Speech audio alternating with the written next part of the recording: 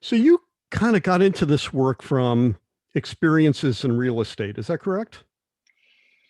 From construction, project management, employee experience, workplace strategy, and corporate real estate. Yes.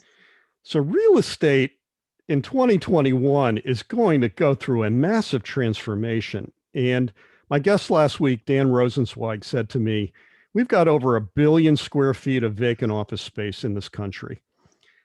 What do we have to do to mitigate that, Nellie? Do we have to reimagine the purpose and the use of our skyscrapers, let's say, in big cities? And, do we have to maybe turn residential or turn mixed use buildings that were completely 100% commercial? What are your thoughts on that?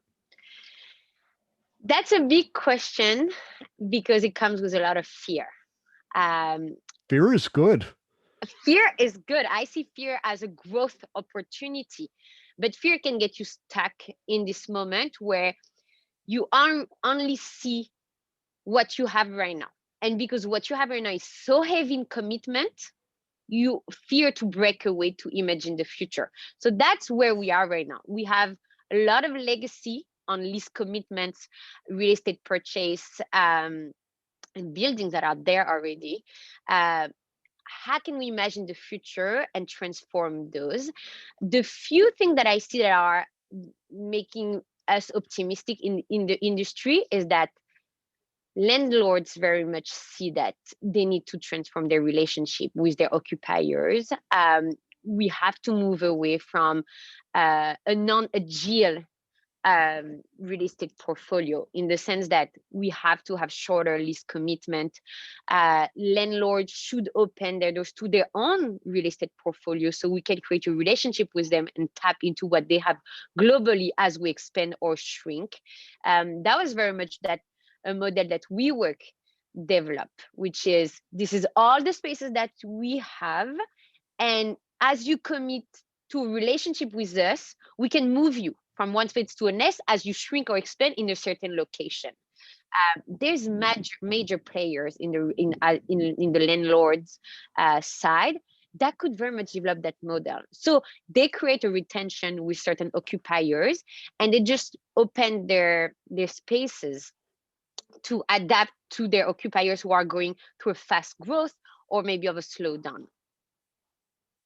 So I want to ask you one last question, and it ties back to somebody that you know and I know, and it's a past guest of mine, Darren Murph, who is the world's first director of remote work. For people who are afraid of being away from the tribe, so to speak, why could remote work or working anywhere be a liberating thing to do, Nellie? What are your thoughts? Um, First, I love Darren. I'm so happy you become the most world-renowned head of remote. I think very much we needed someone like this to lead the movement, in the sense that they have so much lessons for us to tap into, so we can learn how to be more inclusive to remote workers. Um, I believe in a world where people should have the freedom. All employees should be given the freedom to choose where they want to live without that impacted their career progression.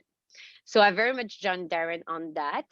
Um, and where I don't think we diverge, because Darren told me that he used to love meeting his colleagues. I also think that people want to have, as they embrace that flexibility to work from different places, they also want to have options to meet their colleagues in real life.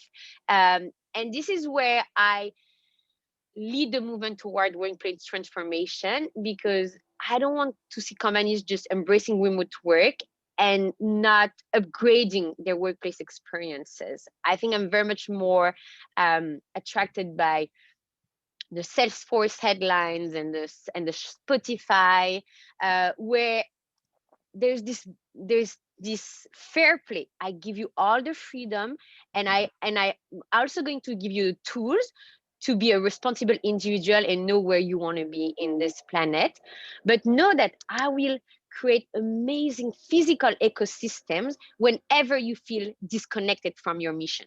Whenever you feel disconnected from the tribe, whenever you feel disconnected from your team, you can come. That's the place where you would feel connected again to the leaders, to the company's mission. There's a lot of innovation in this space, and the virtual world is trying to create that same ecosystem. But I believe that human beings want to be connected. So the future will be actually beautiful when everybody has the freedom to choose where they want to be, and spaces will be even more purposeful.